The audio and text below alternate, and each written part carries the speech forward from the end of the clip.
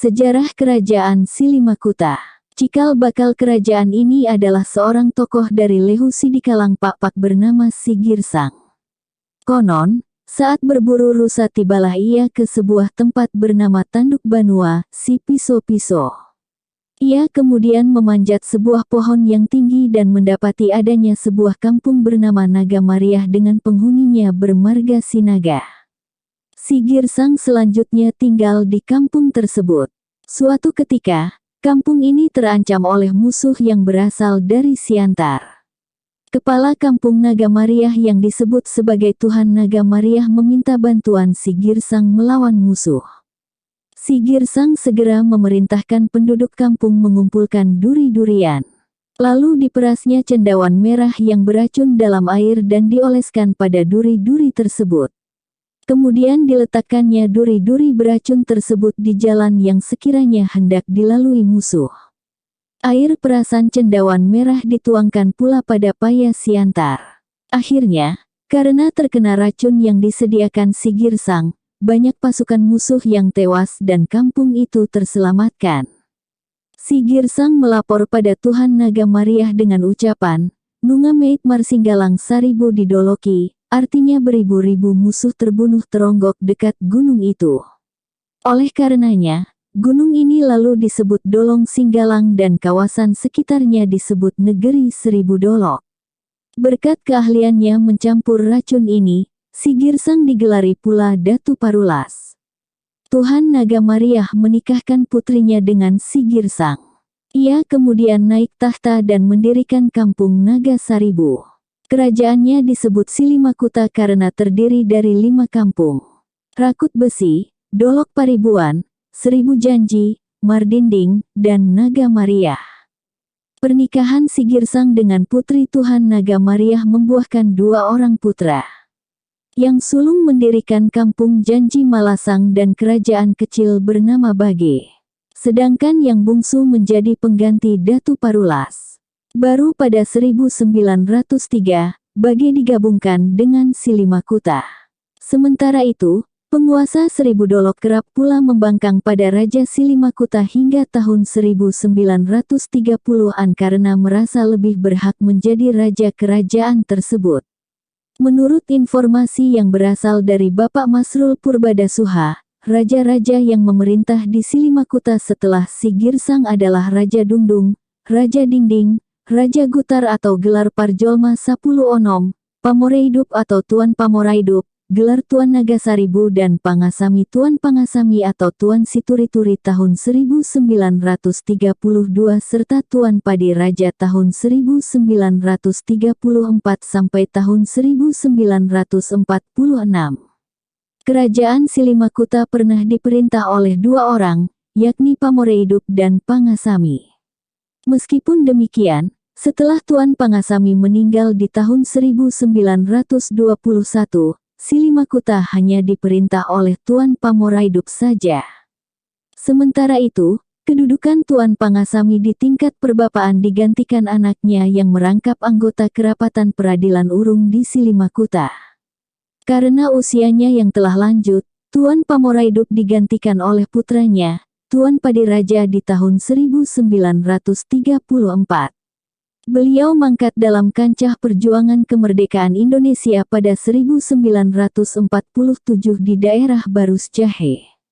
Dalam struktur pemerintahannya, kerajaan Silimakuta terdiri dari 6 perbapaan, Tuan Siturituri, Tuan Rakut Besi, Tuan Saribu Jandi, Tuan Dolok Paribuan, Tuan Mardinding, dan Tuan Paribuan. Sementara itu, harajaan-harajaan yang berada di pematang Naga Saribu adalah Nagodang, Tuan Rahe, dan anak Boruhuta. Sejarah Kerajaan Tanah Jawa kini terletak di Kabupaten Simalungun, Kecamatan Tanah Jawa. Pada mulanya merupakan kerajaan Marga Sitanggang. Dahulu wilayahnya meliputi seluruh Simalungun kuno. Belakangan Raja Sitanggang dikalahkan oleh Datu Partiga Sihapunjung, seorang tokoh bermarga Manurung yang berasimilasi kepada marga Damanik. Akibat kekalahan ini, Raja Sitanggang mengungsi ke Tanah Jawa. Namun, ia mengalami kekalahan lagi terhadap marga Sinaga. Konon Raja Sitanggang kehilangan kedudukannya terhadap Datuk Par33 Sihapunjung dalam suatu pertandingan antara Hulu Balang Raja Sitanggang dengan ayam milik Par33 Sihapunjung. Hulu Balang Parsaholat Raja Sitanggang yang bersenjatakan sebilah pedang tajam berkali-berkali menyerang ayam Datuk Par33 Sihapunjung. Tetapi, ayam tersebut dengan tangkas dapat mengelakkan dirinya. Suatu ketika, ayam itu melompat ke atas dan hinggap pada kepala Parsaholat Raja. Sang Hulu Balang melihat ke atas dan ayam milik Datu Par33 Sihapunjung mengepak-ngepakkan sayapnya sehingga berjatuhanlah pasir ke mata Parsaholat. Saat Hulu Balang menggosok-gosok matanya guna menghilangkan pasir, ayam yang tangkas itu merobek lehernya dengan taji. Jatuhlah sang Hulu Balang ke tanah dan tewas.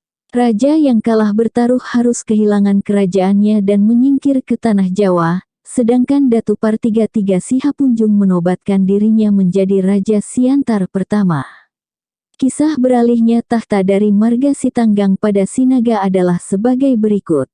Konon leluhur kerajaan tanah Jawa berasal dari Kampung Urat, Samosir yang dikenal dengan sebutan Dadi Hoyong. Ketika itu terdapat 3 orang bersaudara. Yang sulung di antara mereka mengembara ke kawasan Simalungun dan mendirikan perkampungan bernama Limbong. Belakangan pemukiman ini diubah lagi namanya menjadi Dolok Panribuan. 2 orang bersaudara yang ditinggalkan, masing-masing bernama Muharaja, sedangkan yang satu lagi tak dikenal namanya.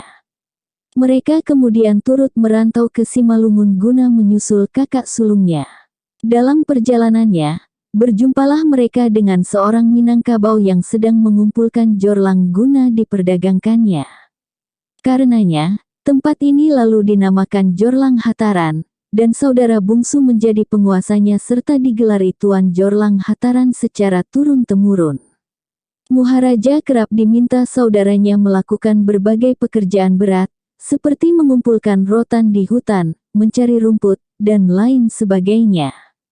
Ia merasa tidak puas dan bergabung dengan pedagang Minangkabau di atas. Kegiatan perdagangannya itu membawanya hingga ke Pulau Jawa. Sekembalinya ke Simalungun, Muharaja berpisah dengan sahabatnya dan tiba di wilayah kekuasaan Raja Sitanggang. Karena keahliannya dalam menyadap aren dan membuat tuak, diangkatlah ia sebagai juru minuman raja dengan gelar Paragatni Raja. Rupanya, Muharaja memiliki cita-cita tinggi dan berangan-angan menjadi raja, tetapi ia tak melakukan upaya perebutan kekuasaan. Justru sebaliknya, ia sangat setia pada tuannya. Tatkala sedang menyadap aren, Paragatni Raja menjumpai seekor tupai yang bersuara aneh, ir, gotok-gotok, ir, gotok-gotok, sambil mengibas-ngibaskan ekornya. Paragat merasa terganggu dan melempari tupai tersebut. Namun, hewan itu tetap tidak mau pergi dan melompat ke sana kemari dengan mengeluarkan suaranya yang aneh. Akhirnya, Paragat membiarkan saja tupai itu. Lambat laun, Muharaja merasa aneh dengan tingkah laku sang tupai. Timbul angan-angan dalam benaknya dan mungkin karena iseng, setiap kali tupai bersuara dibalasnya dengan ucapan, ke atas melentik, ke bawah menekan. Paragat menjadi raja dan raja menjadi rakyat. Demikianlah terjadi dialog yang aneh di antara mereka. Kendati keduanya tak saling memahami ucapan masing-masing, tetap saja percakapan itu terjadi di antara mereka. Teman-teman Muharaja menertawakannya dan menganggap bahwa ia terlalu terbuai oleh angan-angannya saja. Cerita ini terdengar oleh raja yang memanggil dan menanyainya. Muharaja menjawab bahwa memang demikian halnya. Raja yang kurang percaya mengancamnya dengan hukuman pasung seumur hidup bila berbohong. Muharaja tetap tidak gentar sehingga raja semakin penasaran dan ingin menyaksikan sendiri. Raja beserta rombongannya bertolak ke tempat Muharaja biasa menyadap enau. Benarlah terdapat tupai yang mengibas-ngibaskan ekornya sambil bersuara, ir, gotok-gotok. Ir, gotok-gotok. Lalu disambung suara dari arah lain, Paragat menjadi raja dan raja menjadi rakyat. Seluruh hadirin terpaku ketakutan karena Maharaja menyatakan bahwa itu adalah suara Debata Mulajadi Nabolon, sebutan bagi Tuhan di kalangan orang Batak. Suatu keberuntungan bagi Maharaja karena orang-orang yang berada di tempat itu meyakini bahwa itu memang suara Debata Mulajadi Nabolon. Raja Tanah Jawa merasa lemas dan berkata bahwa sudah menjadi takdir apabila Maharaja akan menjadi raja. Demikianlah, Maharaja menjadi raja tanpa kesulitan. Pengangkatan ini terdengar kabar beritanya hingga ke Dolok Panribuan, tempat saudaranya yang sulung menjadi raja. Ia mengutus seseorang menyampaikan pada saudaranya itu bahwa dirinya kini telah menjadi raja Tanah Jawa, dan Dolok Panribuan termasuk dalam daerah kekuasaannya. Bersama dengan saudara yang satunya lagi, Tuan Jorlang Hataran, mereka mempersembahkan kerbau sebagai tanda pengakuan mereka terhadap Maharaja, di mana upacara ini kemudian menjadi tradisi. Di balik kisah ini, tampaknya Aceh juga turut berperanan dalam menggulingkan Raja Sitanggang di abad ke-16. Menurut sumber lainnya, urutan raja-raja yang memerintah kerajaan Tanah Jawa adalah sebagai berikut: Sorgalawan, Jontabulan, Sorgahari, Usul, Jintanari, Timbul, Podang Rani, dan Horpanaluan yang bergelar Raja Maligas. Terdapat keterangan bahwa Sorgalawan merupakan raja pertama yang namanya dapat diketahui. Pemerintah kolonial Belanda kali pertama menjelajahi Tanah Jawa masing-masing tahun 1865 dan 1866. Pada tanggal 20 Juli tahun 1889, Raja Maligas diakui kedudukannya sebagai raja oleh pemerintah kolonial. Kerajaan Tanah Jawa dengan demikian tunduk pada pemerintah kolonial Belanda. Meskipun demikian, perlawanan masih berlangsung di berbagai kawasan, seperti yang dipimpin oleh Tuan Raimbang dari Dolok Paribuan. Tokoh yang anti-Belanda ini menyatakan tak bersedia takluk lagi pada kerajaan Tanah Jawa, karena rajanya telah tunduk pada pemerintah kolonial. Ia berkata, Raja Maligas mengerti bahasa kompeni sedang saya tidak mengerti bahasa itu. Oleh karenanya, ia memerintahkan laskarnya menyerang rombongan kontrolir Croesen dan kontrolir Van Dijk pada tahun 1892 di Aik Buluh dalam perjalanan ekspedisi mereka memasuki Simalungun. Karena tak menduga datangnya serangan yang tiba-tiba, kedua orang kontrolir Belanda itu melarikan diri ke Simpangan Bolon Prapat dengan meninggalkan segenap perlengkapannya. Akibat serangan ini, tidak mengherankan apabila Tuan Raimbang akhirnya menjadi target penangkapan Belanda. Karena pengkhianatan Opu Galega Saragih, pasukan kolonial berhasil mengalahkan Tuan Raimbang dan ia ditangkap serta diasingkan ke Jawa. Tuan Naposo juga menentang Belanda dan setelah menyerahkan dirinya diangkat sebagai raja muda serta menerima sepertiga bagian pendapatan kerajaan. Tokoh lain yang turut mengangkat senjata melawan pendudukan Belanda adalah Tuan Marjanji Asih. Ia turut bergerilya bersama Tuan Raimbang, tetapi akhirnya terpaksa takluk pada pemerintahan kolonial di tahun 1890. Pada 1905, Belanda kembali dipusingkan oleh bangkitnya 400 pasukan rakyat Girsang yang membangkitkan perlawanan terhadap pemerintah kolonial.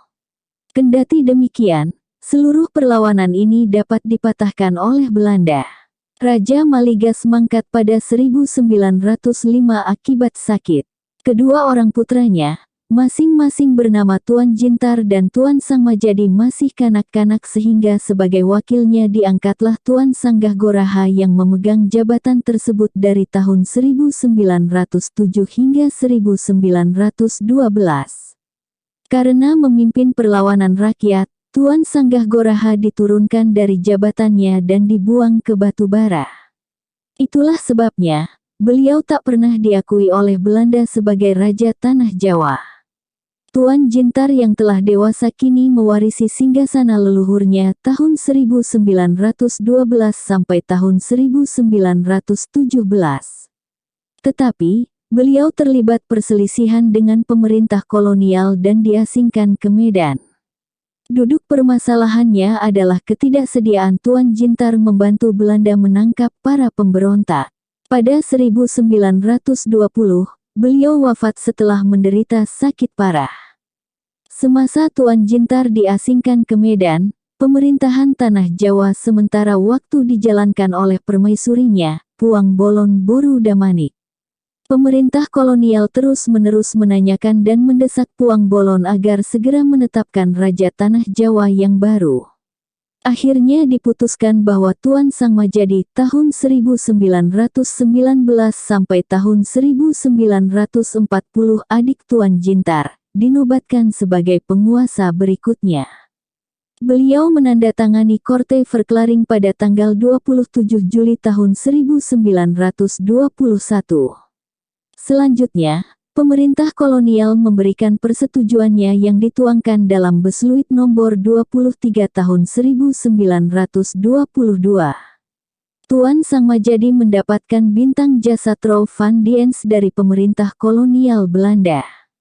Penghargaan lainnya berupa tongkat pusaka kerajaan yang dilapis emas dan payung kebesaran berwarna kuning keemasan berkat prestasi beliau memajukan kerajaan Tanah Jawa. Tuan Sangmajadi menganut agama Islam. Beliau tidak mempunyai Puang Bolon dan beristri 5 orang, namun salah seorang di antaranya meninggal dunia.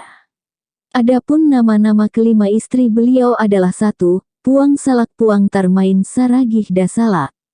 2. Puang Nakut Puang Ramaihot Damanik, Ibu Raja Kaliam Syah Sinaga. 3. Puang Ibu Tuan Kalam Sinaga. 4. Puang Ibu Sumairim Sinaga, dan 5. Puang Poso Ibu Tuan Om Syah Sinaga. Dari pernikahannya tersebut beliau mempunyai 3 orang anak, yang masing-masing bernama Tuan Kaliam Syah Sinaga, Tuan Om Syah Sinaga, dan Tuan Kalam Sinaga. Tuan Sangmajadi mangkat pada 1940, tidak lama setelah menerima tanda penghargaan dari pemerintah kolonial. Meskipun demikian, jenazah beliau belum dapat dimakamkan, karena berdasarkan keputusan seluruh pembesar kerajaan beserta pemangku adat kerajaan dari Hutabayu Marubun dan tradisi yang berlaku di Tanah Jawa, jenazah seorang raja tidak dapat dimakamkan sebelum dinobatkan penggantinya. Calon pengganti itu pun harus telah menikah. Itulah sebabnya, Tuan Sangmajadi lantas disebut sebagai Raja Nomodom atau raja yang sedang tidur, dan dianggap belum wafat. Para pembesar kerajaan dan pemangku adat lantas sepakat menetapkan Tuan Kaliam Syah Sinaga sebagai penerus singgasana Tanah Jawa, yang ketika itu masih duduk di tingkat 4 Rekat Hoge School, Sekolah Tinggi Hukum di Jakarta. Beliau memangku jabatan sebagai Raja Tanah Jawa hingga meletusnya revolusi sosial pada 1946. Tuan Kaliam Syah Sinaga menikah dengan Puang Bolon Salimah Damanik yang merupakan putri Raja Siantar. Sewaktu hendak meletus revolusi sosial, Tuan Sawadin Damanik mengundang beliau ke Siantar karena mendengar desas-desus akan terjadinya pergolakan. Sementara itu, 2 orang saudara beliau yang tetap tinggal di Tanah Jawa, yakni Tuan Om Syah Sinaga dan Tuan Kalam Sinaga, ditangkap oleh barisan harimau liar BHL. Namun saat hendak dibunuh, 2 orang eksekutor yang mengenakan penutup kepala, mengendurkan ikatan mereka dan mendorongnya ke sungai. Dengan demikian, Tuan Om Syah Sinaga dan Tuan Kalam Sinaga berhasil menyelamatkan diri serta melarikan diri kembali ke Tanah Jawa. Mereka berdua kemudian disembunyikan oleh rakyat hingga keadaan aman.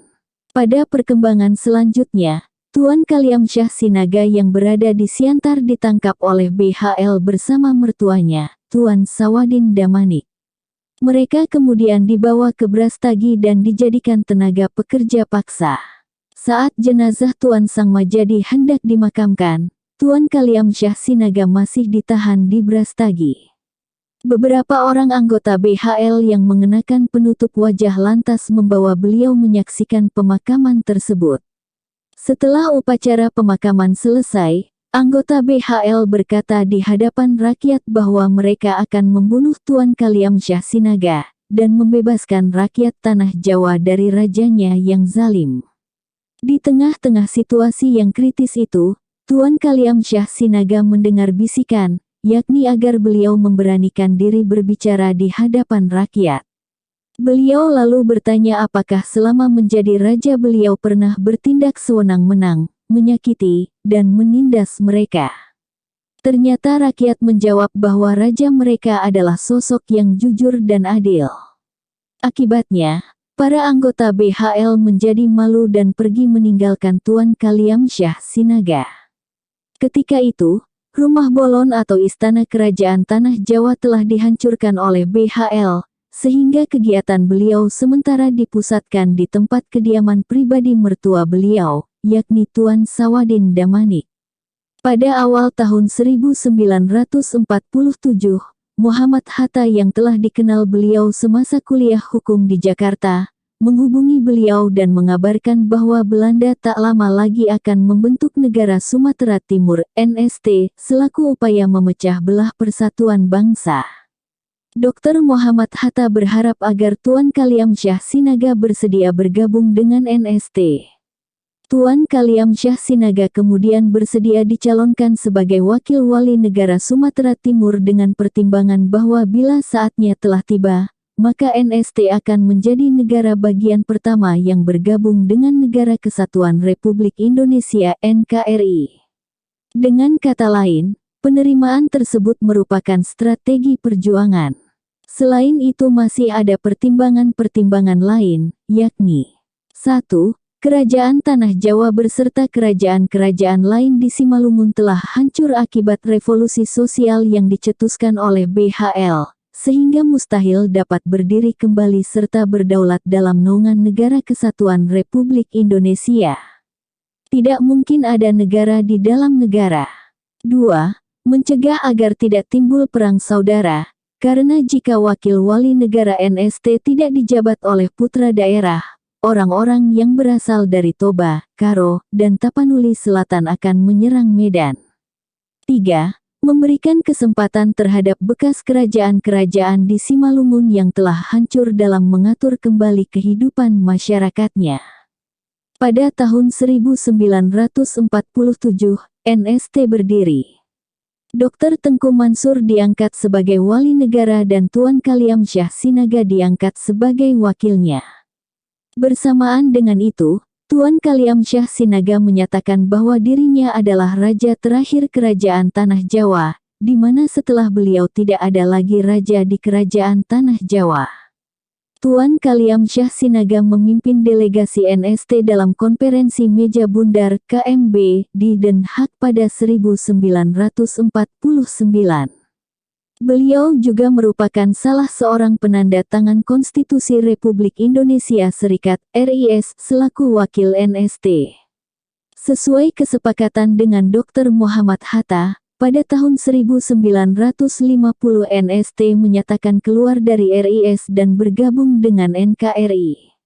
Dengan demikian, NST bubar sudah. Pada tanggal 18 Februari tahun 1951, Tuan Kaliamsyah Sinaga diundang ke Jakarta dan beberapa bulan berselang diangkat sebagai anggota BPK di Bogor yang setingkat menteri.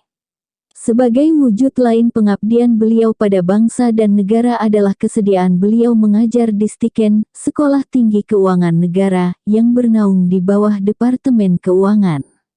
Raja yang disegani dan dicintai rakyatnya ini wafat pada 1981 saat menunaikan ibadah haji di Mekah. Kerajaan Tanah Jawa terbagi menjadi 3 partuanan seperti tabel di bawah ini. Belakangan pada 1940 dibentuk satu partuanan baru bernama Girsang Sipangan Bolon, yang beribu kota di Parapat. Sebelumnya partuanan ini adalah sebuah perbapaan. Sebagai kepala partuanannya diangkat Tuan Sarmahata Damanik. Selanjutnya daerah-daerah perbapaan di Tanah Jawa adalah Tuan Marjandi Asih, Tuan Hatonduhan, Tuan Batangio, Tuan Portigirsang, Tuan Sipangan Bolon, Tuan Sibaganding, dan Tuan Panahatan. Sementara itu, berdasarkan informasi yang berasal dari Bapak Ridwan Helmi Ratu Agung diperoleh keterangan sebagai berikut. Partuanan Tiga Dolok yang terakhir dijabat oleh Tuan Jintarain Sinaga atau ipar Raja Kaliamsyah. Tuan Sarmahata Damanik tidak pernah menjabat di partuanan dalam lingkungan Kerajaan Tanah Jawa, karena seluruh kepala partuanan di Kerajaan Tanah Jawa harus bermarga Sinaga Sidahoyong, walaupun Sarmahata Damanik putra Sang Nawaluh adalah adik ipar Raja Kaliamsyah sendiri. Partuanan di Kerajaan Tanah Jawa kurang lebih berjumlah 30, antara lain Partuanan Hutabayu Marubun, dan lain sebagainya. Kesusastraan kebanyakan sastra Batak tidak pernah dituliskan dan umumnya diturunkan secara lisan dari generasi ke generasi. Biasanya kisah-kisah itu berupa legenda, mitos, perumpamaan, dan lain sebagainya. Kendati memiliki aksara sendiri, mereka jarang menggunakannya untuk kegiatan pencatatan sehari-hari.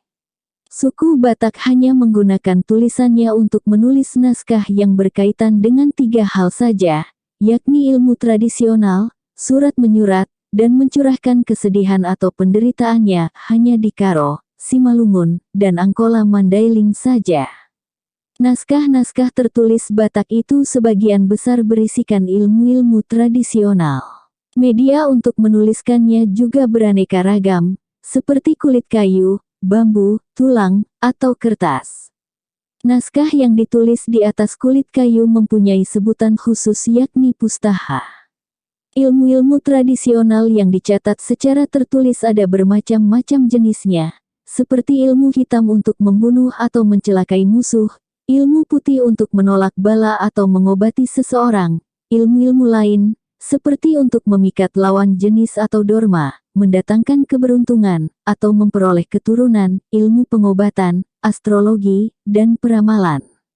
Pengaruh India dapat pula disaksikan pada astrologi Batak. Nama-nama rasi bintang yang membentuk zodiak dalam bahasa Batak dapat ditelusuri pada sumbernya di India.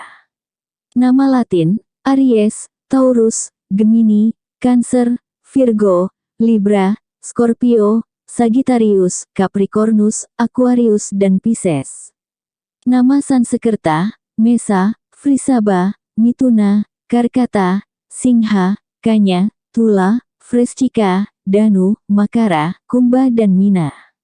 Nama Batak Toba, Mesa, Morsoba, Nituna, Harahata, Singa, Hania, Tula, Mortiha, Dano, Mahara, Morhumba, dan Mena. Nama Batak Karo, Mesa, Merseeba, Metuna, Merkata, Singa, Kania, Tula, Mertika, Dahanu, Makara, Kumba, dan Mena. Selain itu, pengaruh India nampak pada nama-nama hari dan aspek budaya Batak lainnya. Nama hari-hari dalam tradisi Batak adalah Artia, Aditya, Suma, Anggara, Muda, Boraspati, Singkora, dan Samisara. Penujuman antara lain dipergunakan memilih hari baik dan lain sebagainya. Berikut ini adalah kutipannya. Mulai bulan pertama hingga bulan ketiga kepala sang panen Nabolon berada di timur, dan ekornya di barat. Kalau kita mengadakan perang bedil, pastikan agar selalu membelakangi tenggara dan barat daya. Adapun hari bangkitnya Pain Nabolon hari ke-12. Hari-hari berikut ini cocok untuk memerangi musuh kita, hari ke-4, ke-5, ke-18, ke-24, ke-28 dan ke-29. Sementara itu, masih ada metode peramalan lainnya seperti menggunakan binatang atau membaca tanda-tanda alam. Mengenai ramalan dengan menggunakan binatang, kita mendapatkan informasi sebagai berikut dari Marsden. Ketika orang Batak hendak pergi berperang, mereka akan menyembelih kerbau atau ayam. Kemudian, berdasarkan gerakan usus binatang itu, seorang juru ramal akan menafsirkannya guna menentukan apakah mereka akan mengalami kemenangan atau kekalahan dalam perang. Namun bila ramalannya salah, juru ramal itu akan dijatuhi hukuman mati. Kendati terdapat pengaruh Hindu, menurut Sitor Situmorang masyarakat Batak tak menjadi penganut Hindu. Mereka hanya mengambil beberapa unsur kebudayaan Hindu sejauh yang diperlukan saja. Selain pengaruh Hindu, agama Islam mulai masuk di Batak sekitar abad ke-11 dan 14. Kurun waktu ini dapat disebut sebagai zaman pasca Hindu. Meskipun demikian, Islam belum terasa dampaknya bagi masyarakat Batak di daerah pedalaman. Benih-benih Hindu dan Islam ini kemudian berkembang menjadi aliran kepercayaan Parmalim. Sejarah Kerajaan Bedagai. Kawasan Bedagai kerap menjadi rebutan antara Delhi dan Serdang. Mulanya, Bedagai menjadi satu dengan Padang. Yang menjadi wakil Raja Padang di Bedagai semasa pemerintahan Syafdanah, Raja Padang dan Bedagai adalah Nakhoda Gundak dengan gelar Raja Muda Bedagai. Nakhoda Gundak kemudian berkomplot dengan Raja Muda Mustafa dari Bandar Khalipah untuk menggulingkan Syafdanah dan menggantinya dengan Raja Graha Marahkun. Syafdanah mendengar mengenai rencana ini dan menemui Raja Graha Marahkun. Dengan terus terang Syafdanah menyatakan bahwa ia tak keberatan menyerahkan tahta pada Raja Graha Marahkun, asalkan singgasana mereka tak jatuh pada orang lain. Raja Graha Marahkun yang sesungguhnya tak mengetahui persekongkolan ini merasa terharu dan akhirnya mereka berdua setuju melawan Nakhoda Gundak beserta Raja Muda Mustafa. Karena merasa bahwa kekuatan mereka berdua masih belum cukup, dilayangkanlah permohonan bala bantuan kepada Serdang. Itulah sebabnya, Serdang mengirimkan pasukannya dan menawan Nakhoda Gundak, Raja Muda Bedagai. Putranya yang bernama Panglima Hitam melarikan diri dan meminta bantuan pada Sultan Delhi. Oleh karena itu, Sultan Delhi, Amaluddin Mangedar Alam tahun 1761 sampai tahun 1824 mengirimkan pasukannya dan dapat menghalau Serdang. Nakhoda Rahmat yang memimpin pasukan Delhi berhasil menduduki Tanjung Beringin dan dianugerahi kekuasaan atas kawasan tersebut serta digelari Syah Bandar Putra Raja Negeri Delhi. Setelah mangkat pada tahun 1851, ia digantikan oleh putranya bernama Muhammad Basir selaku Raja Negeri Bedagai. Pada tahun 1852, Sultan Osman Perkasa Alam dari Delhi menikah dengan seorang putri asahan bernama Tengku Raja Siti. Tetapi kemudian, asahan meminta agar daerah Bedagai dihadiahkan pada Tengku Sulung Laut, putra Raja Siti. Namun, permintaan ini sulit direalisasikan karena kekuasaan Delhi hanya meliputi Tanjung Beringin saja dan bukannya seluruh Bedagai. Muhammad Basir tidak merasa senang mendengar hal ini dan meminta bantuan Serdang. Sultan Delhi mendengar rencana pembelotan ini dan sebelum sempat bala bantuan Serdang tiba, ia terlebih dahulu mengirimkan pasukannya ke Bedagai. Muhammad Basir terusir dari negerinya dan Sultan Delhi kemudian menetapkan Panglima Daud sebagai wakil Delhi di sana dengan gelar Wazir Delhi di Bedagai yang meliputi Tanjung Beringin. Ia kemudian digantikan oleh Raja Sulaiman. Kendati demikian, armada Delhi yang meneruskan serangannya hingga ke Pagurawan berhasil dipukul mundur oleh pasukan gabungan Serdang dan Bedagai yang dipimpin oleh Datuk Setia Raja beserta orang kaya Setia Maharaja. Ketika Aceh mengirimkan 200 kapal perangnya menyerang Delhi pada tahun 1854, Serdang menggunakan kesempatan ini merebut Bedagai beserta Padang. Muhammad Basir yang pernah terusir dari Bedagai mengusulkan pada Sultan Serdang, Basharuddin, agar adiknya bernama Datuk Ahmad Yuda didudukkan sebagai wakil Serdang di sana dengan gelar Datuk Putra Raja Negeri Serdang Wazir Bedagai. Datuk Ahmad Yuda gugur saat berlangsungnya ekspedisi militer Belanda di bawah pimpinan Netzer pada tahun 1863. Belanda menganggap Serdang memusuhi Belanda sehingga merampas Bedagai dan memberikannya pada Delhi pada tahun 1865. Datuk Setia Maharaja Muhammad Aqib diangkat sebagai wakil Delhi di Bedagai dengan gelar Wazir Bedagai pada tahun 1866. Ia digantikan oleh Tengku Sulung Laut yang digelari Pangeran Kelana tahun 1873 sampai tahun 1894. Sejarah Kerajaan Bilah. Cikal bakal kerajaan Bilah adalah Raja Indra atau Indra Alam atau marhum mangkat di Kumbul tahun 1630 sampai tahun 1650, salah seorang putra marhum mangkat di Jambu.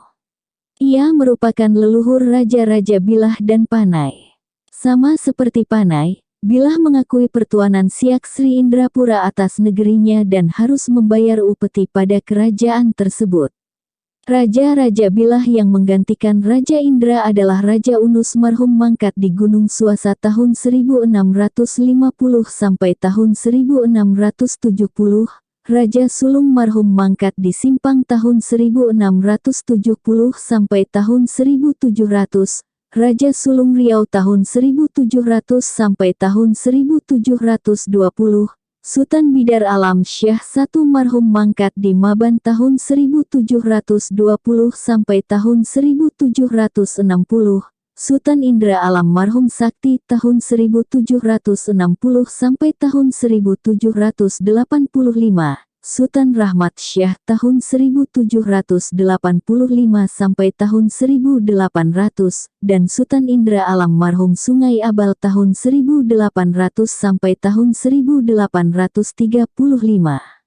Bersama-sama dengan pasukan Siak, Bilah pernah menyerang Asahan pada tahun 1835.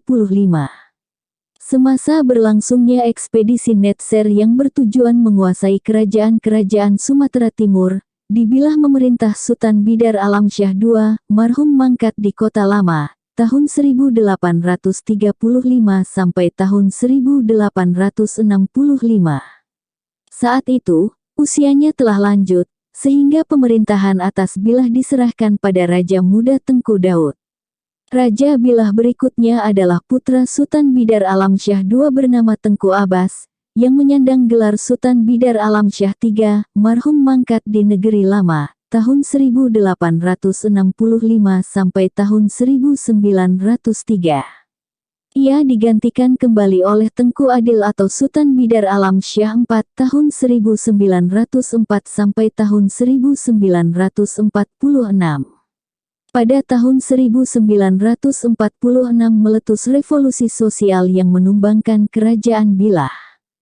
Menurut sumber lainnya, raja-raja yang pernah berkuasa di Bilah adalah sebagai berikut: Raja Thohir gelar Raja Indra Alam, Raja Gunung Suasa, Raja Nulung, Raja Jumahat gelar Sultan Bidar Alam, Sultan Indar Alam, Sultan Rahmat Syah, Tengku Daring gelar Sultan Indar Alam, Tengku Musa gelar Sultan Bidar Alam, Tengku Abbas gelar Sultan Bidar Alam, dan Tengku Adil gelar Sultan Bidar Alam Syah. Berdasarkan sumber tersebut, Raja Thohir mulanya memerintah Bilah bagian selatan, sedangkan kawasan utaranya merupakan daerah kekuasaan Raja Namur yang bermarga Dalimunte. Pada perkembangan selanjutnya, Raja Thohir menaklukkan wilayah kekuasaan Raja Namur. Sejarah Kerajaan Delhi. Cikal bakal Kerajaan Delhi. Riwayat pendirian kerajaan yang kini terletak di Kabupaten Deli Serdang, Sumatera Utara ini diperoleh dari Hikayat Delhi. Menurut sumber tersebut, cikal bakal penguasa Delhi adalah Laksamana Kesultanan Aceh yang bernama Muhammad Dalik, juga dikenal sebagai Tuanku Gocah Pahlawan, Laksamana Huja Bintan, atau Laksamana Kuda Bintan. Ia adalah keturunan Amir Muhammad Badaruddin Khan, bangsawan dari Delhi, India, yang menikahi Chandra Dewi Putri Sultan Samudera Pasai. Ayahnya adalah Muhammad Derikan atau Muhammad Delhi, seorang keturunan raja dari India. Konon kapalnya karam di perairan Pasai Aceh pada tahun 1580. Karena mengaku bahwa dirinya keturunan raja dari seberang lautan, Derikan dibawa menghadap Sultan Aceh saat itu, Alauddin Mansur Shah tahun 1579 sampai tahun 1586. Sultan Aceh menguji Derikan dengan berbagai pertanyaan mengenai tata cara pemerintahan, strategi militer, dan keagamaan. Kebetulan saat itu di ibu kota Aceh terdapat orang gila berbahaya yang mengamuk dan telah banyak membunuh orang-orang di jalan. Hal ini merupakan kesempatan bagi Derikan membuktikan kemampuannya di hadapan Sultan. Sultan menitahkan Derikan menangkap orang gila tersebut, yang dapat dilaksanakannya dengan baik. Selanjutnya, tugas yang lebih berat dari Sultan menanti Derikan. Ia diperintahkan membasmi 7 perampok yang telah menyengsarakan rakyat. Semula ketujuh orang itu adalah hulu balang berkebangsaan Rum dan Turki, yang diundang ke Aceh guna dijadikan perwira dalam angkatan perang kesultanan, karena kepandaian mereka dalam kemiliteran dan strategi perang. Namun, karena suatu hal mereka kemudian melarikan diri dan menjadi perampok. Para perwira Aceh sendiri yang ditugaskan memusnahkan mereka selalu mengalami kegagalan. Ternyata Derikan berhasil menunaikan tugas berat ini, sehingga kepercayaan Sultan padanya semakin besar. Muhammad Derikan akhirnya diangkat sebagai panglima dan digelari Panglima Lebay Hitam, karena kulitnya yang hitam. Muhammad Derikan yang kini disebut Tuanku Lebay Hitam dinikahkan dengan salah seorang kerabat Sultan. Pernikahan ini dikaruniai 2 orang anak, yakni Gocah Pahlawan dan seorang putri bernama Putri Suai, yang kelak menikah dengan kerabat Sultan Aceh. Selanjutnya, Tuanku Lebay Hitam senantiasa ikut serta dalam ekspedisi militer Kesultanan Aceh. Pada tahun 1586 berlangsung perebutan kekuasaan oleh Raja Buyung, yang naik tahta dengan gelar Sultan Ali Riayat Syah.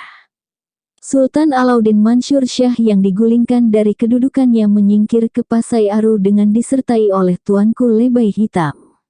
Sultan yang tersingkir tersebut memiliki seorang putra bernama Iskandar Muda yang usianya sebaya dengan Gocah Pahlawan, putra Lebay Hitam. Johor menyerang Pasai Aru di tahun 1591, sehingga mengakibatkan gugurnya Lebay Hitam dan bekas Sultan Aceh, Alauddin Mansur Shah. Masih terdapat legenda-legenda lain mengenai tokoh pendiri kerajaan Delhi ini. Berdasarkan riwayat yang dimiliki Kesultanan Serdang, disebutkan bahwa nama asli Gocah Pahlawan adalah Yazid. Selain itu ada pula yang menamakannya Abdullah Raini. Riwayat yang berasal dari Denai menyebutkannya bahwa namanya adalah Muhammad Dalik. Sedangkan riwayat Delhi menyebutnya sebagai Muhammad Delihan, cucu Raja Akbar dari Delhi. Berbeda lagi penuturan yang berasal dari Serdang. Menurut sumber tersebut, ia masih keturunan Raja-Raja Pagaruyung yang meninggalkan negerinya karena kecewa pada ayahnya. Setelah menginjak dewasa, Iskandar Muda dan Gocah Pahlawan sama-sama menuntut ilmu. Belakangan setelah Iskandar Muda menjadi Sultan Aceh, Gocah Pahlawan diangkat sebagai salah seorang panglima terkemukanya. Ia kerap mendapat tugas memerangi dan menaklukkan negeri-negeri kecil di sekitar Aceh. Pada tahun 1612 bersama dengan pengikutnya, Gocah Pahlawan dititahkan memerangi Kerajaan Aru yang terletak di Sumatera Timur. Kerajaan ini merupakan kelanjutan Kerajaan Aru Tua atau Aru asli yang sebelumnya pernah ditaklukkan pada 1564 oleh Sultan Alauddin Riayat Syah Al-Kahar tahun 1531 sampai tahun 1572 dari Aceh. Saat itu, yang menjadi raja di Aru adalah Dewa Sakti kelak menurunkan raja-raja Langkat. Lihat pembahasan tersendiri mengenai kerajaan tersebut, yang mendapat bantuan persenjataan dari Portugis. Dengan demikian, Aru dapat mempertahankan dirinya dari Aceh. Setelah Dewa Sakti mangkat, ia digantikan oleh Dewa Syahdan. Portugis yang menjadi saingan Aceh masih membantu Aru dengan mengirimkan aneka persenjataan yang tergolong modern saat itu. Akhirnya, demi menundukkan Aru, Gocah Pahlawan menggunakan suatu strategi jitu. Ia mengganti peluru meriam dengan kepingan mata uang emas. Akibatnya saat kepingan-kepingan tersebut ditembakkan dan berhamburan di tengah pasukan Aru, mereka beramai-ramai memperebutkannya. Dengan demikian, pertahanan Aru menjadi lemah dan Gocah Pahlawan menggunakan kesempatan ini guna mengalahkan mereka. Setelah seluruh kerajaan Aru yang berpusat di kawasan Delhi berhasil ditaklukkan, Panglima perang terkemuka ini menjadi penguasa di daerah taklukan tersebut sebagai wakil Sultan Aceh dengan wilayah yang membentang dari Tamiang hingga Rokan. Selanjutnya berkat dukungan Aceh, Gocah Pahlawan berhasil memperkuat kedudukannya di kawasan Sumatera Timur melalui penaklukan negeri-negeri lain yang lebih kecil. Dengan demikian, Gocah Pahlawan menjadi penguasa pertama Kerajaan Delhi yang merupakan vasal atau bawahan Aceh dan berkuasa dari 1630 hingga 1653. Ibu kotanya terletak di Labuhan yang berada 20 km dari Medan. Ia menikah dengan putri Raja Sunggal salah satu kawasan di Batak Karo yang telah menganut agama Islam bernama Putri Nang Baluan Beru Surbekti, juga disebut Nang Buluan atau Inang Buluhan. Saat itu, di kawasan tersebut ada 4 orang raja yang telah masuk Islam. Mereka sepakat mengakui Gocah Pahlawan sebagai raja mereka pada tahun 1630. Tatkala Gocah Pahlawan dinobatkan sebagai penguasa, Raja Sunggal membacakan janji kesetiaan para pemuka masyarakat dan rakyat. Selanjutnya keempat orang raja itu menjadi asal muasal terbentuknya lembaga datuk berempat yang bertugas membantu raja, dengan Raja Sunggal merupakan salah seorang di antaranya.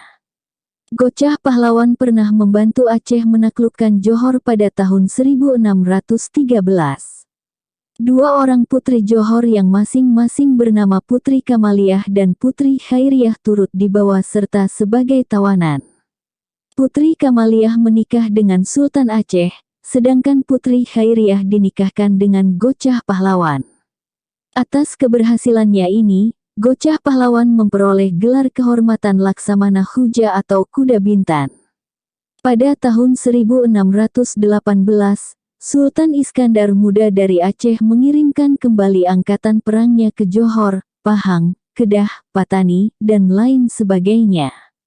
Tak ketinggalan pula Gocah Pahlawan menyertai mereka sebagai panglimanya. Ketika Gocah Pahlawan sedang menunaikan tugasnya ini, terjadi peristiwa memalukan. Merah Puopo, putra Sultan Aceh, berselingkuh dengan istri Gocah Pahlawan. Setelah istrinya mengakui perbuatannya, Gocah Pahlawan membunuhnya. Kini ia menghadap Sultan Aceh dan menuntut agar Sultan melakukan hal yang sama pada putranya. Sebelum tuntutannya dipenuhi, Gocah Pahlawan akan menetap di Delhi dan berdiri sendiri. Ia tak akan menghadap lagi ke Aceh, walau berjanji tetap setia pada Sultan Aceh. Diingatkannya pula pada Sultan agar senantiasa menegakkan keadilan. Sultan Iskandar Muda akhirnya bersedia menghukum mati putranya dan selanjutnya mengirimkan pasukan guna mengabarkan hal itu pada Gocah Pahlawan. Apabila setelah menerima berita bahwa Merah Puopo telah dijatuhi hukuman mati, Gocah Pahlawan masih berkukuh pada pendiriannya dan tak mau lagi menjadi bawahan Aceh, barulah angkatan perang Aceh diperintahkan menggempur Delhi. Ternyata, Gocah Pahlawan menyambut baik kabar tersebut dan kembali mengungkapkan kesetiaannya pada Aceh. Pada tahun 1636, Sultan Iskandar Muda mangkat dan digantikan oleh menantunya yang bergelar Iskandar Tani tahun 1636 sampai tahun 1641. Sultan Aceh yang baru ini menetapkan Gocah Pahlawan sebagai wakil sultan yang berkuasa penuh di daerah Delhi. Dengan giat Gocah Pahlawan membangun daerah yang berada di bawah wewenangnya tersebut. Karenanya, tak mengherankan apabila hasil pertanian dan perkebunan Delhi mengalami peningkatan pesat. Di bawah pemerintahan Iskandar Tani, angkatan perang Aceh mengalami kemunduran. Bangsa Barat, baik Belanda dan Portugis makin leluasa menguasai perairan Selat Malaka dan memaksakan monopoli dagangnya. Sultan Iskandar Tani wafat dan seorang wanita diangkat sebagai Sultan Aceh baru dengan gelar Tajul Alam Safiatuddin Syah tahun 1641 sampai tahun 1675. Tersiar kabar tidak menyenangkan bahwa Gocah Pahlawan hendak memisahkan diri dari Kesultanan Aceh. Oleh karenanya, dikirim seorang utusan dengan disertai sejumlah pasukan guna menanyakan pada Gocah Pahlawan mengenai kebenaran desas-desus itu. Ternyata, Gocah Pahlawan tetap mengakui kedaulatan Aceh dan menyatakan bahwa ia senantiasa mengingat sumpah setianya pada almarhum Sultan Iskandar Muda dahulu. Pihak Aceh lega mendengar jawaban tersebut, apalagi saat itu kedudukan Aceh makin terdesak oleh kekuatan-kekuatan asing. Sehingga konflik bersenjata antara Aceh dan Delhi hanya merugikan kedua belah pihak saja. Gocah Pahlawan kemudian dianugerahi gelar Panglima Perkasa Alam dan ditetapkan bahwa keturunan-keturunannya akan tetap memegang kekuasaan sebagai penguasa Delhi. Dari pernikahannya dengan Nang Buluan, putri Sunggal, Gocah Pahlawan memperoleh putra bernama Tuanku Panglima Perunggit. Setelah dewasa ia banyak membantu ayahnya dalam urusan pemerintahan Delhi dan berkedudukan di kampung Medan Delhi yang didirikannya sendiri. Kawasan ini memang sangat strategis untuk mengawasi lalu lintas perdagangan yang keluar masuk Delhi. Tuanku Panglima Perunggit menikah dengan seorang putri Sunggal bernama Puang Upih dan dikaruniai seorang putra bernama Tuanku Paderap, lahir kurang lebih tahun 1658. Perkembangan Kerajaan Delhi. Tidak lama setelah kelahiran Tuanku Paderap, Gocah Pahlawan mangkat dan digantikan oleh Tuanku Panglima Perunggit, yang memerintah dari tahun 1653 sampai tahun 1698. Pada masanya, Aceh makin melemah dan diperintah oleh para sultan wanita. Tuanku Panglima Perunggit sendiri kurang menyukai Aceh dipimpin kaum wanita, karena menurutnya hal itu bertentangan dengan adat dan hukum agama. Oleh sebab itu, setelah mengadakan rapat dengan kepala-kepala suku di Delhi, ia mengumumkan pemisahan negerinya dari Aceh pada tahun 1669. Tuanku Panglima Perunggit segera memperbaharui dan memperkuat angkatan perangnya. Ia mendatangkan kuda-kuda dari Karo dan membentuk pasukan berkuda kavaleri sebagai ganti pasukan gajah yang tak sesuai dengan zamannya lagi karena terlalu lambat geraknya.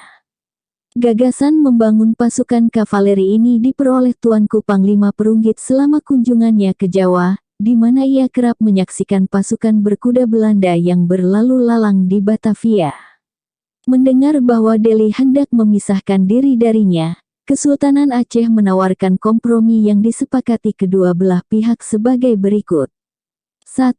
Delhi diakui sebagai kerajaan berotonomi penuh dengan Sungai Mencirim di utara dan Sungai Padang di selatan sebagai batasnya. 2. Delhi mengakui kedaulatan dan perlindungan Aceh atas negerinya. 3. Tuanku Panglima Perunggit menjadi wakil berkuasa penuh Kesultanan Aceh atas Sumatera Timur dan memperoleh gelar Kejuruan Padang.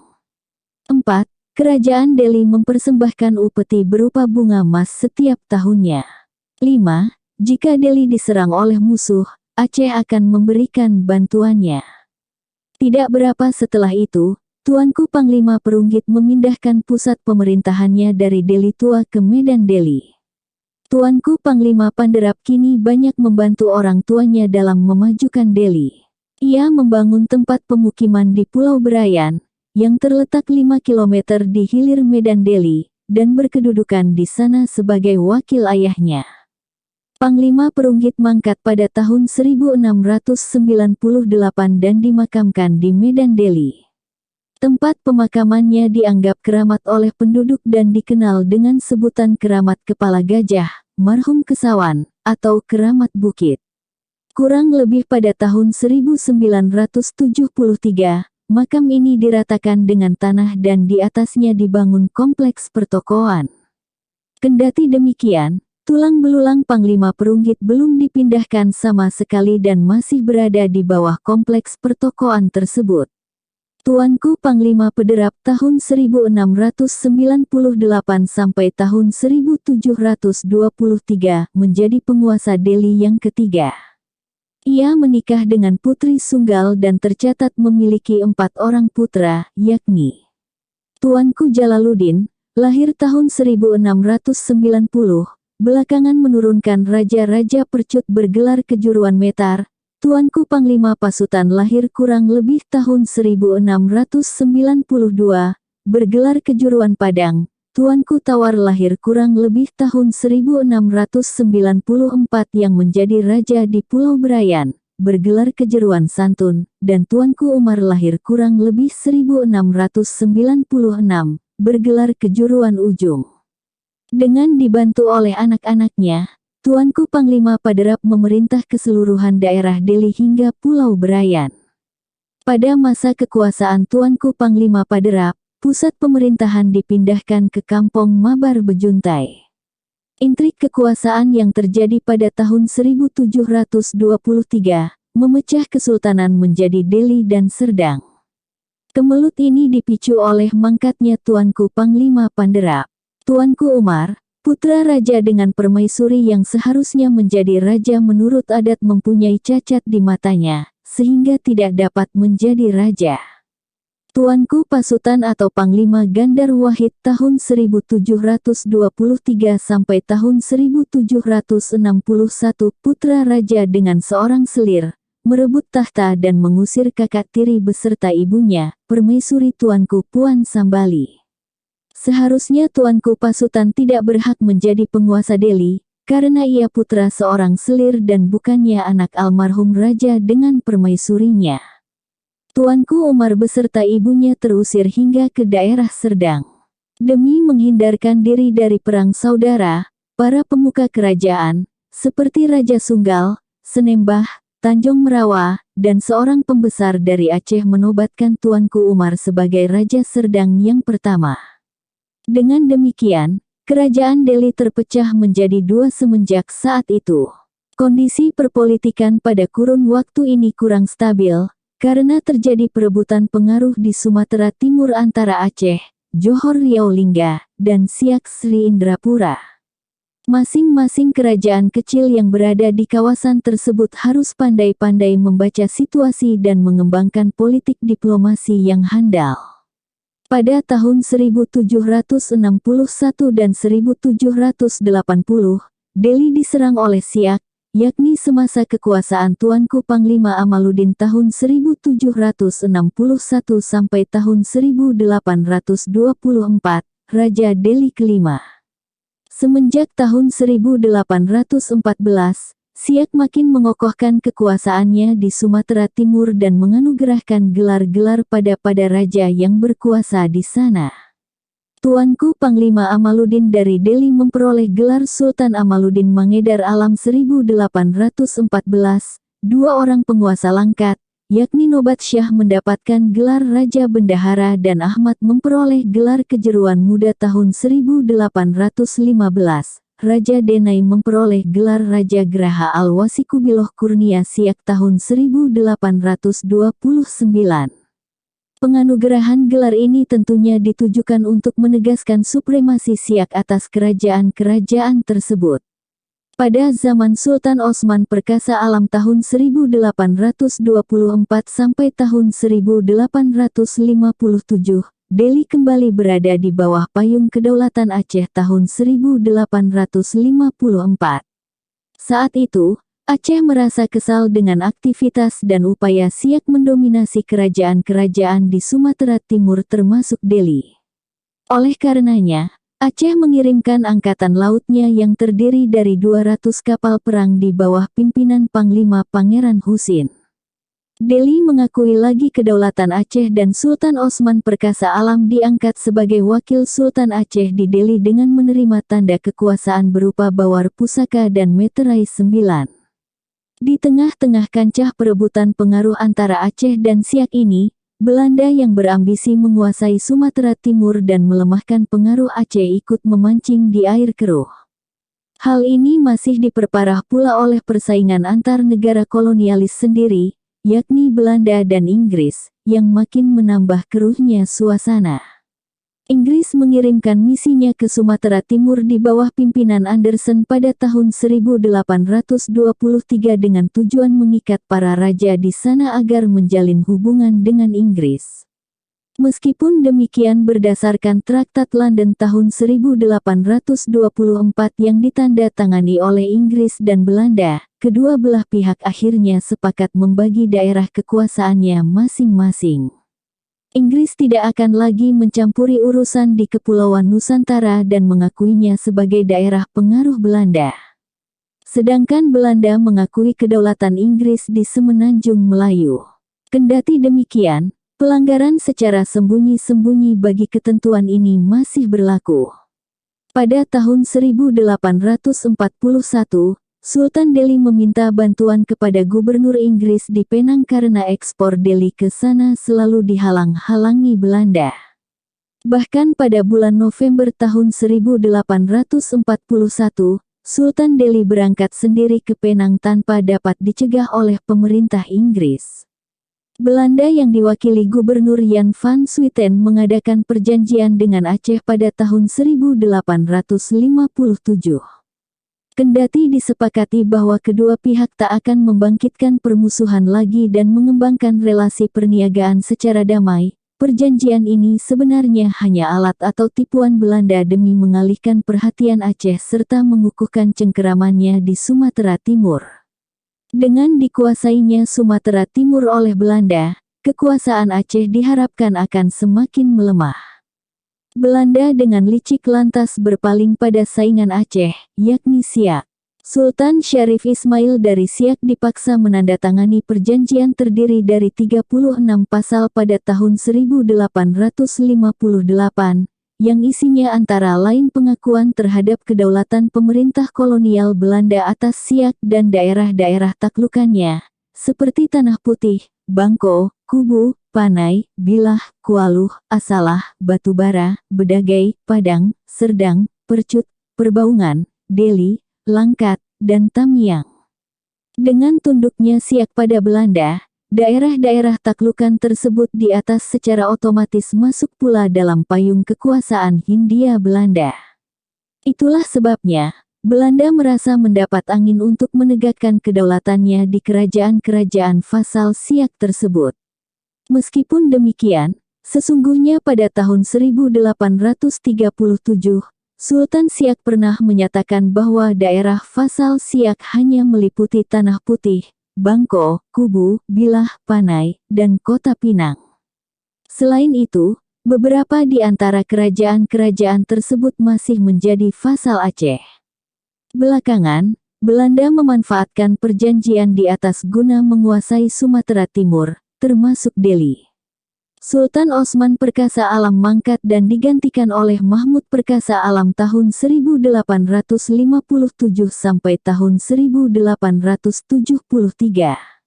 Pada tahun 1862, Belanda menerjunkan misi pimpinan Elisa Netzer dalam rangka memasukkan kerajaan-kerajaan di Sumatera Timur yang sebelumnya mengakui payung kekuasaan Aceh ke dalam daerah kekuasaan pemerintah kolonial Hindia Belanda. Huraian selengkapnya lihat bagian mengenai Aceh.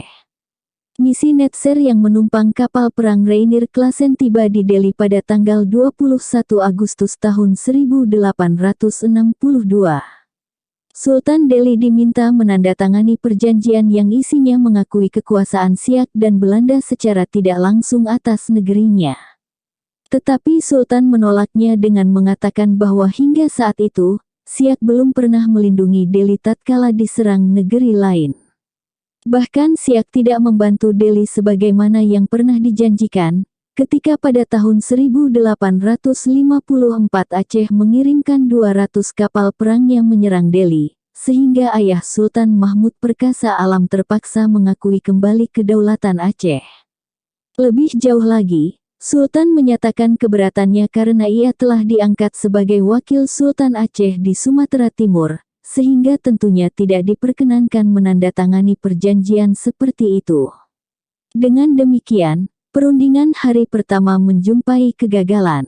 Kendati Sultan diizinkan kembali ke darat, tetapi ia sadar bahwa Belanda pasti akan menghalalkan segala cara agar Delhi bersedia mengakui kedaulatan Belanda. Keesokan harinya, perundingan dilanjutkan dan Netzer mengusulkan rumusan baru yang menyatakan bahwa Delhi terikat dengan Siak dan selanjutnya bersama-sama bernaung pada pemerintah Hindia Belanda. Sultan menganggap bahwa bernaung maknanya berada di bawah perlindungan atau protektorat Belanda dan bukannya sebagai bawahan apalagi jajahan. Karena itu, Sultan bersedia menandatangani Akte van Erkenning pada tanggal 22 Agustus tahun 1862. Meskipun demikian, pada kenyataannya Sultan Delhi di masa-masa selanjutnya harus mematuhi sebagian besar perintah-perintah Belanda layaknya suatu negara jajahan. Perjanjian yang ditandatangani oleh Sultan Mahmud Perkasa Alam itu terdiri dari 7 pasal. Pasal 1, Delhi beserta wilayah rantau dan taklukannya terikat dengan Siak Sri Indrapura, sehingga dengan demikian berlindung pada pemerintah Hindia Belanda, selaku pemegang kedaulatan atas kerajaan Siak Sri Indrapura. Pasal 2, Sultan berjanji menjaga ketentraman serta perdamaian di dalam negerinya sendiri serta dengan kerajaan-kerajaan di sekitarnya. Pasal 3, Sultan berjanji memajukan perdagangan dan pertanian. Pasal 4, Sultan berjanji mencegah perdagangan budak. Pasal 5, Sultan berjanji tak akan menyembunyikan rakyat pemerintah Hindia Belanda yang melakukan kejahatan. Pasal 6, Sultan berjanji tak akan mengadakan hubungan dalam bentuk apapun dengan negara asing tanpa seizin pemerintah Hindia Belanda, diwakili oleh Residen Riau. Pasal 7, Sultan tak akan mengizinkan orang-orang Eropa selain Belanda berdiam di negerinya tanpa seizin pemerintah kolonial Belanda. Pasal-pasal di atas sesungguhnya dengan jelas menyatakan bahwa Delhi kini jatuh dalam kekuasaan Belanda, di mana negeri itu tak diizinkan lagi menjalin hubungan diplomatik secara bebas dengan pihak asing. Hal ini menimbulkan reaksi keras paman Sultan Delhi bernama Zainal Abidin. Ia bersekutu dengan Aceh, membangun markas di daerah pegunungan, dan melancarkan perang gerilya terhadap Belanda. Meskipun demikian, 2 tahun kemudian perlawanannya dapat dipatahkan.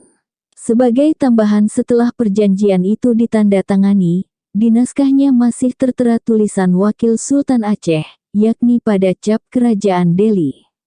Namun tulisan ini berhasil dihapus oleh seorang masinis kapal perang Rainier Claassen. Peristiwa penting lain yang terjadi semasa pemerintahan Sultan Mahmud Perkasa Alam adalah dirampasnya beberapa benda pusaka Kesultanan Delhi pada tahun 1867. Antara lain berupa meriam kecil dari tembaga serta keris emas panjang dan pendek. Turut pula dirampas gong besar peninggalan Gocah Pahlawan, yang diberikan oleh Sultan Aceh sebagai tanda kekuasaan. Benda-benda ini kini diperkirakan berada di negeri Belanda. Belanda membuka perkebunan tembakau di Delhi, di mana Sultan memberikan hak pengolahan lahan pada penguasa Belanda atau perusahaan asing lainnya. Pengelolaan perkebunan dilakukan melalui kerjasama dengan Sultan Delhi. Inilah yang memicu perkembangan perekonomian di Delhi, sehingga Sultan semakin kaya berkat usaha perkebunan tersebut. Pembangunan Istana Maimum dan Masjid Raya Al-Masyun di Medan merupakan sebagian bukti kemajuan tersebut. Nien Huis adalah salah seorang yang mendapat izin penanaman tembakau di Delhi pada tahun 1863 dengan tanah seluas 100 hektar. Keberhasilannya mengundang perusahaan-perusahaan lainnya seperti Delhi Maatschappij dan Arensberg, ikut serta membuka berbagai perkebunan di sekitar Medan. Ada kisah menarik sehubungan dengan Nien Huis dan pembukaan perkebunan tembakau ini. Pada bulan Juli tahun 1863 seorang bernama Said Abdullah Basagih bin Umar yang mengaku-ngaku sebagai Raja Delhi datang menemui Nien Huis di Surabaya. Setelah menggelapkan uang sebesar $1.000 terbongkarlah kedok penipuan Said Abdullah dan ia ditangkap oleh pemerintah kolonial Belanda. Nien Huis pernah mengunjungi Labuan dan meriwayatkan mengenai kondisi Istana Kesultanan Delhi di abad ke-19. Berdasarkan laporannya, kampung tersebut terdiri dari 2 jalan berliku-liku dengan rumah-rumah sangat sederhana yang terletak tak beraturan. Bangunan-bangunan tersebut rata-rata terbuat dari bambu, kayu pohon nibung, dan bahan-bahan lainnya yang dapat diperoleh. Masing-masing rumah di sana terletak berdekatan satu sama lain dan tak jarang saling menyentuh. Secara umum, Nien Huis melaporkan bahwa kondisi kota tersebut kurang terawat. Istana Sultan Delhi menurut laporan Nien Huis adalah rumah papan berukuran lebih besar di ujung jalan yang sejajar dengan sungai. Tidak berbeda dengan rumah lain di kawasan tersebut, atapnya juga terbuat dari nipah. Di bagian depan maupun belakangnya terdapat serambi. Ukuran serambi depan adalah 27 kali 9 meter dan Netzer mengatakan ia pernah menyaksikan ratusan orang berbusana Aceh sedang berada di sana sambil membawa rencong. Pada praktiknya, usaha perkebunan ini belakangan menimbulkan berbagai penyimpangan. Oleh karenanya, Sultan Makmun Al-Rashid Perkasa Alam tahun 1873 sampai tahun 1924 pengganti Sultan Mahmud Perkasa Alam, melayangkan protes terhadap Gubernur Jenderal Belanda pada tahun 1880 dan 1893. Sultan mengungkapkan bahwa pihak perkebunan Belanda kerap melanggar akta-akta perjanjian yang telah disepakati bersama tanpa mengindahkan hak-hak rakyat. Sebagai tindak lanjut atas laporan ini, Gubernur Jenderal mengadakan peninjauan ke Delhi pada tahun 1884 dan melakukan berbagai perombakan demi memperbaiki keadaan. Pada tahun 1907, Belanda mengambil alih hak-hak Sultan dalam memungut bea cukai di pelabuhan, melakukan monopoli perdagangan garam beserta candu, memungut berbagai jenis pajak, dan lain sebagainya. Sebagai kompensasinya Belanda memberikan ganti rugi pada Sultan beserta pembesarnya, yang terdiri dari ganti rugi tetap dan tidak tetap. Perincian ganti rugi tetap adalah sebagai berikut. Sultan Delhi menerima F100.295 per tahunnya. Datuk Hamparan Perak menerima F26.875 per tahunnya. Datuk Sunggal menerima F7.000 per tahunnya. Datuk Sukapiring menerima F4.300 per tahunnya. Kejeruan Percut menerima F3.750 per tahunnya. Raja Padang menerima F15.000 per tahunnya. Raja Bedagai menerima F30.000 per tahunnya. Ganti rugi tak tetap berupa pembagian hasil yang diterima kas keuangan suap Raja Delhi setiap tahunnya, di mana tidak hanya Sultan saja yang menerimanya, melainkan juga para penguasa setempat. Sultan Makmun Al-Rashid Perkasa Alam terkenal sebagai pendiri Istana Maimun tahun 1888 dan Masjid Raya tahun 1907 di Medan. Beliau banyak menghibahkan tanah sebagai areal pemakaman dan membangun berbagai masjid di Labuhan Delhi, Kampung Bahri, dan Tanjung Mulia. Rumah yatim piatu Jamiatul Wasliyah di Kampung Besar Labuhan Delhi merupakan salah satu buah karya Sultan lainnya. Sultan berupaya keras memperindah dan memajukan kota Medan. Oleh karena jasa-jasanya ini, Gementerat Kota Medan dalam sidangnya pada tahun 1924 sepakat menamai salah satu jalan di Medan dengan nama beliau, yakni Sultan Makmun Al-Rashid Weg. Kini nama jalan ini tak terdapat lagi di Medan. Sultan pernah menghibahkan tanah-tanah di luar Medan, yang di atasnya kemudian didirikan berbagai perkampungan, seperti Kampung Silalas dan Seimati. Ketika Indonesia merdeka, Kesultanan Delhi bergabung dengan Republik Indonesia. Menurut buku Lintasan Sejarah Peradaban dan Budaya Penduduk Melayu Pesisir Delhi Sumatera Timur tahun 1612 sampai tahun 1950, halaman 180 pada bulan Oktober tahun 1945, para pembesar kerajaan Delhi menyatakan dukungannya secara resmi pada pemerintah Republik Indonesia serta menyatakan bahwa Delhi merupakan bagian dari Republik Indonesia. Saat itu, Sultan Delhi sedang sakit dan menyerahkan pimpinan kerajaan pada para pembesarnya. Sultan Delhi ke-13, Tuanku Othman Mahmud Perkasa Alam, berdinas aktif dalam kemiliteran. Beliau gugur dalam kecelakaan pesawat CN-235 Alpha 230-1 milik TNI AU di Bandara Sultan Malikusaleh, Lok Semawe pada tahun 2005. Ahli waris beliau adalah putranya yang naik tahta dengan gelar Sultan Mahmud Arfa Lamanjiji Perkasa Alam Syah, yang naik tahta semenjak tahun 2005. Waktu itu usianya baru 8 tahun, sehingga didampingi oleh pemangku Sultan, Raja Muda Delhi Tuanku Hamdi Osman Delhi Khan. Dengan demikian, Mahmud Arfa Lamanjiji Perkasa Alam Syah merupakan Sultan Delhi termuda. Struktur pemerintahan. Gelar bagi penguasa Delhi adalah Sri Paduka Tuanku Sultan. Berdasarkan tradisi, bila meninggal ia akan digantikan oleh putra tertuanya yang beribukan Permaisuri. Permaisuri Sultan diberi gelar Tengku Mahasuri Raja atau Tengku Permaisuri. Sementara itu, putra mahkota atau calon pengganti raja, digelari Tengku Mahkota. Putra-putri raja lainnya hanya bergelar Tengku hingga generasi kelima menurut garis ayah. Sebelum bergabung dengan Negara Kesatuan Republik Indonesia, Sultan berfungsi sebagai kepala pemerintahan dan juga mengurusi masalah-masalah keagamaan serta menjadi kepala adat Melayu di kawasan tersebut. Dalam melaksanakan tugasnya, Sultan dibantu oleh Perdana Menteri, Bendahara, Syah Bandar mengurusi masalah pelabuhan dan bea cukai, serta kelengkapan pemerintahan lainnya. Di daerah-daerah yang didiami suku Batak terdapat para datuk sebagai penguasa di kawasan tersebut. Di Delhi terdapat 4 datuk, lembaga datuk berempat yang juga bertugas membantu Sultan, yakni Datuk Sunggal, Hamparan Perak, Sukapiring, dan Senembah. Jika datuk-datuk itu berhalangan, mereka dapat menunjuk seorang sibayak atau huf penghulu sebagai wakilnya dalam mengurus permasalahan Batak Karo.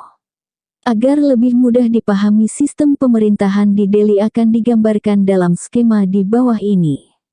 Ekonomi dan kemasyarakatan hasil bumi utama Delhi adalah tembakau. Saat Belanda menguasai Sumatera Timur, perkebunan tembakau dibuka secara meluas. Ternyata tembakau Delhi banyak disukai orang, terutama di Eropa. Sultan yang bekerja sama dengan Belanda dalam pengelolaan perkebunan itu menjadi kaya raya dan hidup dalam kemewahan. Mereka membangun istana-istana yang megah. Meskipun demikian, kemakmuran ini tidak begitu berpengaruh terhadap rakyat kebanyakan. Mereka tetap menggantungkan hidupnya pada aktivitas pertanian sederhana. Tetapi, ketika komoditas tembakau semakin menjanjikan, banyak petani yang semula menanam padi beralih pada tembakau. Karenanya, padi menjadi berkurang. Hasil bumi Delhi lainnya adalah karet, kopi, cengkih, dan nenas.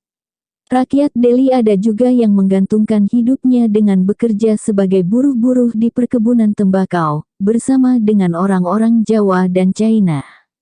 Sejarah Kerajaan Denai. Negeri ini merupakan vasal Kerajaan Serdang dan kerap menjadi rebutan antara Delhi dan Serdang. Pendiri Kerajaan Denai adalah Tuanku Tawar, saudara Tuanku Umar, Raja Serdang pertama. Tuanku Tawar juga dikenal sebagai Arifin atau Kamar dan bergelar kejeruan santun. Ia berputra 4 orang, yakni Tuanku Jabar, Tuanku Matsyeh, Tuanku Majagerang menjadi penguasa kampung Seinibung, dan Wan Ahan. Pendirian Kerajaan Denai diperkirakan bersamaan waktunya dengan perang perebutan tahta di Delhi pada tahun 1723 antara Tuanku Umar dengan Tuanku Pasutan, yang berujung pada pecahnya Delhi menjadi 2, yakni Delhi dan Serdang. Tuanku Jabar kemudian menjadi Raja Denai kedua menggantikan Tuanku Tawar. Sementara itu, Tuanku Wan Ahan belakangan pindah ke Kedah karena menikah. Tuanku Jabar berputra Manjakaya yang memperoleh gelar Raja Graha atau Panglima Perang dari Kerajaan Siak Sri Indrapura pada tahun 1829. Sedangkan putra-putra lainnya antara lain, Tuanku Darat dan Tuanku Wan Bagus. Manjakaya digantikan oleh Sutan Megah. Semasa kekuasaannya, Serdang mengirimkan pasukannya merebut Denai pada bulan Maret tahun 1865, karena kedekatan Sutan Megah pada Delhi. Tetapi tak lama kemudian, yakni tepatnya pada bulan Oktober tahun 1865 Belanda merebut Denai dari tangan Serdang dan diserahkan pada Delhi. Selanjutnya, kekuasaan atas Denai dipegang oleh Rada Yaudin Raja Muda Graha, putra Manjakaya. Yang menggantikannya adalah Sutan Berahim, putra Rada Yaudin. Pada tahun 1882, Denai dikembalikan pada Serdang. Sultan Brahim dibujuk agar membelot pada Delhi.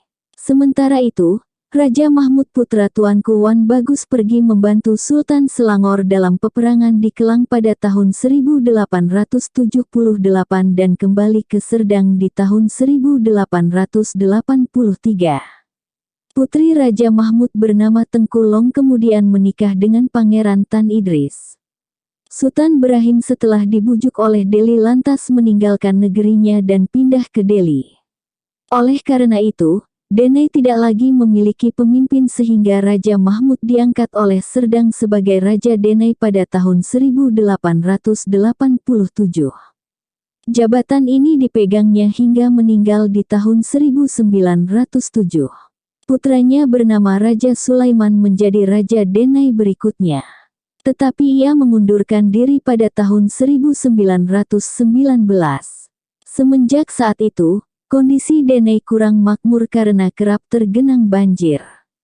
Setelah berhentinya Raja Sulaiman sebagai penguasa Denai, kawasan tersebut disatukan pemerintahannya dengan distrik Ramunia pada tahun 1925 di bawah Tengku Muhammad Dewa. Bersambung.